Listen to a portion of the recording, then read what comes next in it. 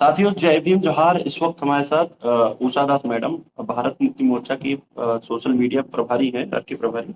बात करेंगे। कल 1 जुलाई है। 1 जुलाई को वामन मिश्राम के द्वारा भारत बंद का ऐलान किया गया है। और किन किन मुद्दों को लेकर ये भारत बंद हो रहा है, आइए हम मैडम से रूबरू होते हैं। किन किन मुद्दों को लेकर ये भारत बंद का ऐलान किया गया, मैडम?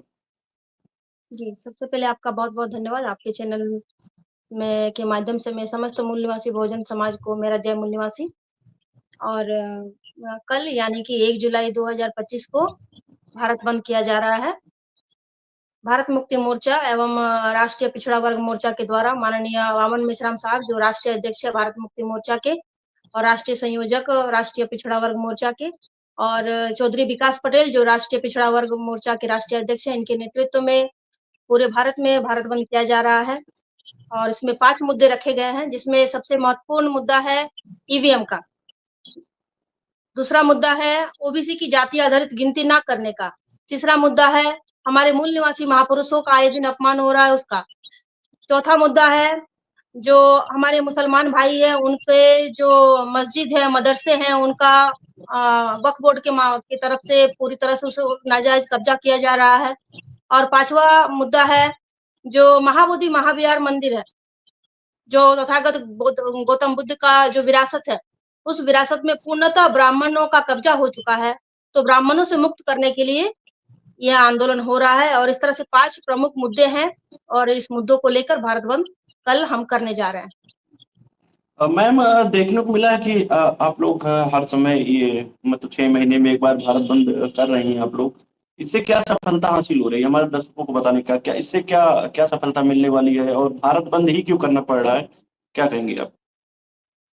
जी, सबसे पहले तो मैं ये कहना चाहूंगी कि कल जो भारत बंद कर रहे थे, भूतकाल में जो भारत बंद कर रहे थे, वो आज वर्तमान में शासक बने हुए बैठे हुए हैं। तो आज हम भारत बंद कर रहे हैं, तो इसमें कोई दो राय नहीं है कि आगे जाकर भी हमारा ही यानी कि मूल निवासी बहुजन समाज का राज्य स्थापित होने वाला है। और दूसरा सवाल जो आपने पूछा कि हम भारत बंद क्यों करते हैं, इसका क्या समाज में क्या इसका रूप देखने के लिए मिलता है। तो हम पिछले कई सालों से भारत बंद करते आ रहे हैं, और हर बार हमने भारत बंद किया है और हर बार हम सफल हुए हैं। 15 अगस्त 2024 को भारत बंद किया गया पीसीसी के मामले में, और उसके दूसरे दिन सरकार का फैसला आता है कि अभी हम यूनिफॉर्म सिविल कोड के बारे में बाद में बात करेंगे। इसी तरह हमने बहुत सारे भारत बंद किए, चाहे वो ईसीसी का मामला हो, सीएनआरसी का मामला हो, चाहे वो ओबीसी की जाति आधारित जनगणना का हो। अभी आपने देखा 9 अप्रैल 2025 को हमने जेल भरो आंदोलन किया था, जो कि राष्ट्रीय स्तर पे था। और ये जो आंदोलन हुआ, इस आंदोलन के बाद क्या हुआ कि कई राज्यों में, जैसे मैं कर्नाटक में रहती हूँ, तो कर्नाटक की जो सरकार है, इसकी इनकी तरफ से ये स्टेटमेंट आया कि हम ओबीसी की जाति आधारित जनगणना करेंगे। दूसरा, केंद्र सरकार के द्वारा भी यह स्टेटमेंट आया कि हम ओबीसी की जाति आधारित जनगणना करेंगे। मतलब हमारे भारत बंद का असर पूर्णतः जो सरकार है, चाहे वो विपक्ष में बैठे हुए लोग हैं, चाहे वो सुप्रीम कोर्ट है, इन पे असर पूर्णतः हो रही है। जी, देखने को मिलता है कि आप लोग आंदोलन करते हैं, काफी बड़े बड़े पैमाने पे सफल भी होता है, लेकिन जो मेन स्ट्रीम मीडिया है वो आपकी खबरों को देश भर में नहीं दिखाने का काम करती, जिससे बहुजन समाज तक ही आप जो लड़ाई लड़ रहे हैं सड़कों पर, वो आवाज बहुजन समाज तक, लोगों तक नहीं पहुंच रही है। तो इसको लेकर किस तरह देखते हैं कि जो मेन मेन स्ट्रीम मीडिया, आप लोग सोशल मीडिया तो हैं, लेकिन मेन स्ट्रीम मीडिया क्या क्या लगता है, ये षड्यंत्रकारी जो मीडिया है, ये क्यों नहीं दिखाने का काम कर रही है, क्या कारण है इसका? इसका सबसे महत्वपूर्ण कारण है कि मीडिया जो है, जिसको बाबा साहेब ने लोकतंत्र का चौथा पिलर बनाया था, और बाबा साहेब के पीछे इसका इनका उद्देश्य था कि अगर भारत में कहीं कहीं कोई गलत काम कोई किसी के द्वारा अगर हो रहा है, तो गलत कामों को किए गए किनके द्वारा किया जा रहा है, इसका उजागर करने के लिए बाबा साहेब ने लोकतंत्र का चौथा पिलर मीडिया बनाया था। लेकिन आज जो ये मीडिया है, जिसे हमारे राष्ट्रीय अध्यक्ष माननीय वामन मिश्राम साहब कहते हैं कि ये एंटी नेशनल मीडिया है, ये गलत चीजों का समर्थन करता है और सही चीजों का विरोध करता है। अगर आप देखेंगे तो आज हमारा जो भारत बंद होता है, या फिर आपने देखा 9 अप्रैल को हमारा जेल भरो आंदोलन हुआ, तो राष्ट्रीय स्तर पे हुआ। ये किसी एक जिला में नहीं हुआ, पूरे देश के 31 राज्यों में ऐसा हुआ। और इतना बड़ा आंदोलन को उन्होंने हाइड किया। इन्होंने जो नेशनल मीडिया है, जिसको हम एंटी नेशनल मीडिया कहते हैं, जो बिकाऊ मीडिया है, इन्होंने पूरी तरह से हमारे इतने बड़े आंदोलन को उन्होंने हाइड किया। तो मैं ये पहला एक साथ समझती हूँ कि ये जो मीडिया है, ये पूर्णतः आज या तो बीजेपी के कांग्रेस में है, या बीजेपी के या फिर कांग्रेस के पूर्णतः बिक चुकी है, उनके द्वारा पूरी तरह बिक चुकी है। दूसरा एक महत्वपूर्ण कारण क्या हो सकता है कि जो मीडिया के जो पत्रकार हैं, नेशनल मीडिया पे, उनके अंदर इतनी औकात नहीं है कि वो हमारे आंदोलन को वो कवर करे, हमारे आंदोलन को अपने मीडिया में दिखाए। ये दूसरा कारण हो सकता है। तो मैं चाहूंगी कि आप जैसे जो बहुजन समाज के जो मीडिया है, जो सोशल मीडिया के माध्यम से हमारे आंदोलन को, हमारे भारत बंद जैसा कहीं पर भी कोई आंदोलन होता है, चाहे हमारा वो राष्ट्रीय लेवल का आंदोलन हो, चाहे वो राज्य लेवल का आंदोलन हो, या फिर बहुजन समाज के ऊपर जहाँ कहीं अगर उनके ऊपर अन्याय अत्याचार होता है, तो आप लोगों के माध्यम से पूरे देश भर में इस न्यूज को दिखाया जाता है। तो आपका बहुत बहुत धन्यवाद। जी। अब मैम अभी देखने को मिला कि जिस तरह अभी आपने देखा कि उत्तर प्रदेश के इटावा एक जिला है, वहां पर एक घटना घटी जिसमें एक यादव जो कथावाचक हैं, उनके साथ जो व्यवहार हुआ पूरे देश भर में वायरल हुआ। उनका सर मुड़वाया गया, मूत्र मूत्र को छिड़का गया, उसके बाद उनकी नाक रगड़वाई, रात भर पिटाई हुई। देखने को मिला आज की डेट में जो जो शोषण कर रही है, जो शोषण कर रहे हैं, जो जिन लोगों ने ऐसा काम किया, वो लोग ही उल्टा एफआईआर उन्हीं के ऊपर कराते हैं, और ऐसा सिस्टम बार बार होता नजर आ रहा है। जैसे कि कौशाम्बी की घटना आपने देखा होगा कि कौशाम्बी में भी घटना घटी जिसमें एक पाल समाज की बेटी के साथ दुर्व्यवहार हुआ, उसके साथ रेप जैसे वारदात किए गए। लेकिन मामला ये निकल के आया कि उसको न्याय न मिलने के बजाय उसके जो आरोपी था उसको जेल छोड़ा गया। तो ये तमाम घटनाएं क्यों हो रही है, इसका कारण क्या है? जी, इसका सबसे बड़ा जो महत्वपूर्ण कारण है, जैसे ईवीएम का मामला हो गया। ईवीएम की वजह से क्या हो रहा है कि जो सही लोग हैं, जो समाज का नेतृत्व कर सकते हैं, जो हमारे हक अधिकारों की लड़ाई संसद में, राज्यसभा में लड़ सकते हैं, ऐसे लोग वहां तक पहुंच नहीं पा रहे हैं।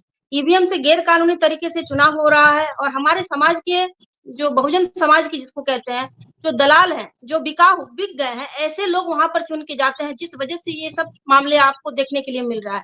और दूसरा कारण ये है कि ब्राह्मण जो है, ये आज हमारे साथ अन्याय अत्याचार नहीं कर रहे हैं, हजारों सालों से हमारे ऊपर ये लोग अन्याय अत्याचार कर रहे हैं। और हमारे महापुरुषों ने बार बार ये आगाह किया है, उन्होंने बार बार हमें इस बात को चेतावनी दी है कि अगर आपको इस देश में राज्य करना है, आपको अगर इस देश में की जो व्यवस्था है इससे आजादी पानी है, तो सबसे पहले आपको अपने महापुरुषों के बारे में जानना होगा कि इनकी वजह से आज आपको सारे अधिकार मिले हैं। हमारा जो ओबीसी समाज है, ये अपने महापुरुषों को जानता नहीं, महापुरुषों को पढ़ता नहीं। ये सबसे बड़ा महत्वपूर्ण कारण है, क्योंकि वो अपने महापुरुषों को नहीं पढ़ते हैं, फुले साहू अम्बेडकर को नहीं पढ़ते हैं, जिस वजह से क्या होता है, वो गलत दिशा में जाते हैं। और गलत दिशा में जब जाते हैं तो उनके ऊपर शोषण होता है। ब्राह्मणों के धर्म ग्रंथों में साफ साफ शब्दों में लिखा है कि शूद्रों को शिक्षा का अधिकार नहीं है। फिर भी हमारे शूद्र भाई जो है, यानी कि जिनको आज वर्तमान में ओबीसी कहा गया है, ये बार बार वही काम करते हैं, वही गलतियां दोहराते हैं, जिस वजह से उनके ऊपर आए दिन अन्याय अत्याचार हो रहा है। और सिर्फ उनपे ही नहीं, बल्कि भारत के तमाम लोगों, जैसे महिलाएं हैं, तो महिलाओं के ऊपर ये आजकल ये कोई देखने के लिए आपको मिल रहा है। सबसे ज्यादा अगर भारत में अगर किसी का शोषण हो रहा है, तो महिलाओं के ऊपर हो रहा है। तो इसीलिए इसका सबसे महत्वपूर्ण अगर कारण अगर कोई देखेंगे, तो सबसे महत्वपूर्ण कारण है ईवीएम का। ईवीएम की वजह से गलत लोग चुन के जा रहे हैं, और आज हमारा जो आने वाला भविष्य है, ये पूर्णतः खतरे में है। जी। क्या संदेश देंगी इस भारत बंद को लेकर तमाम एससी एसटी ओबीसी माइनॉरिटी लोगों तक, क्या संदेश पहुंचाना चाहेंगे मैडम हमारे प्लेटफॉर्म के माध्यम से? जी, मैं सबसे पहले अपने तमाम बहुजन समाज से ये अपील करना चाहूंगी कि सबसे पहले आप अपने महापुरुषों को जाने। हमारे महापुरुषों ने कहा है कि आप इस देश के राजा बन सकते हो। हमारे महापुरुष एक समय में भारत में राज करते थे, तो आज हम भी इस देश में राज कर सकते हैं। लेकिन कैसे कर सकते हैं? हमें अपने महापुरुषों को जानना होगा, महापुरुषों को जानकर उनकी जो विचारधारा है, उनकी विचारधारा को अपनाना होगा, और अपनाकर इस देश में संवैधानिक तरीके से हम इस देश में न्याय स्थापित करके हम इस देश में अपनी राज स्थापित कर सकते हैं। लेकिन ये कैसे होगा? ये जो सरकार है, इस सरकार को हमें इस बात की चेतावनी देनी होगी कि आप आए दिन हमारे विरोध में काम कर रहे हो, आज आए दिन आप बहुजन समाज के खिलाफ नए नए कानून पास कर रहे हो। तो इसीलिए इस भारत बंद को सफल करना बहुत जरूरी है, क्योंकि जब तक हम जन आंदोलन नहीं करेंगे, तब तक हमारी बात जो है वो सरकार की कानों तक नहीं पहुंचेगी। इसलिए मैं तमाम मूल निवासी बहुजन समाज से ये अपील करूंगी कि कल यानी 1 जुलाई 2025 को जो भारत बंद होने जा रहा है, इस भारत बंद में ज्यादा से ज्यादा संख्या में अपनी भागीदारी दिखाएं और भारत की तमाम 50% महिलाएं जो है, जो मूल निवासी महिलाएं हैं, जिनके ऊपर आज घरेलू हिंसा, सामाजिक हिंसा हो रही है, चाहे वो 5 साल की बच्ची हो, चाहे वो 60 साल की महिला हो, तो उन तमाम महिलाओं से मैं अपील करूंगी कि इस भारत बंद को सफल करके दिखाएं। जिस तरह 9 अप्रैल के जेल भरो आंदोलन में एक महिला 8 महीने की बच्ची के साथ आई हुई थी, एक 80 साल की बूढ़ी दादी माँ आई हुई थी, तो उसी तरह तमाम मूल निवासी महिलाएं इस भारत बंद में अपनी भागीदारी दिखाएंगे, क्योंकि महिलाओं का काम सिर्फ बच्चा पैदा करना नहीं होता है। महिला काम अपने पैदा किए हुए बच्चे का जो अधिकार है, उनका जो भविष्य है, ये भी सुरक्षित करना हमारा काम है। तो तमाम हमारे मूल निवासी साथी आने वाले कल 1 जुलाई का जो भारत बंद होने जा रहा है, जो जिसका नेतृत्व हमारे राष्ट्रीय अध्यक्ष माननीय वामन मेश्राम साहब करने जा रहे हैं, इस भारत बंद को आप सभी साथी अपील करेंगे, आप सभी साथी इस भारत बंद को सफल करेंगे, यही आशा करती हूँ मैं। जी, तो साथियों हमारे साथ उषा दास मैडम थी, जिन्होंने साफ तौर पे बहुत सारी बातें जो हमने रखी, उस पे अपनी राय रखी। साथियों कल भारत बंद है 1 जुलाई को, तो सभी साथी जो हमारे व्यूअर हैं, जो भी लोग देख रहे हैं इस कार्यक्रम के बड़े पैमाने पे इसमें शामिल हों, क्योंकि ये कोई व्यक्तिगत आंदोलन नहीं है, ये सामाजिक आंदोलन है। सामाजिक आंदोलन में बढ़-चढ़ के हिस्सा लेना चाहिए। हमारे लोग जयंती मनाते हैं बाबा साहब अम्बेडकर की, उस दिन बड़े पैमाने पे रोडों पे निकलते हैं, एक दिन निकलते हैं। लेकिन वर्तमान में जो परिस्थितियाँ निर्माण की जा रही, चाहे जो युवा वर्ग है, उसकी नौकरियां चली जा रही हैं, तमाम बेरोजगारी जैसे तमाम समस्याएं, रोजगार हो गया, स्वास्थ्य, शिक्षा की कोई व्यवस्था नहीं हो पा रही है। तो साथियों जो भी लोग इस वीडियो को देख रहे हैं, तमाम लोग भारत बंद के जो कार्यक्रम है उसमें शामिल होना चाहिए, क्योंकि ये कोई व्यक्तिगत कार्यक्रम नहीं है, किसी संगठन का कार्यक्रम नहीं है, तमाम लोग इसमें शामिल होना चाहिए। साथियों हमारे साथ जो उषा दास मैडम ने जो बातें रखी, उस पर आपकी क्या राय है कमेंट बॉक्स में जरूर दीजिए, और तब तक के लिए बने रहिए वो जेनेटिक 5 साथ। बहुत बहुत धन्यवाद मैडम, आप समय देने के लिए।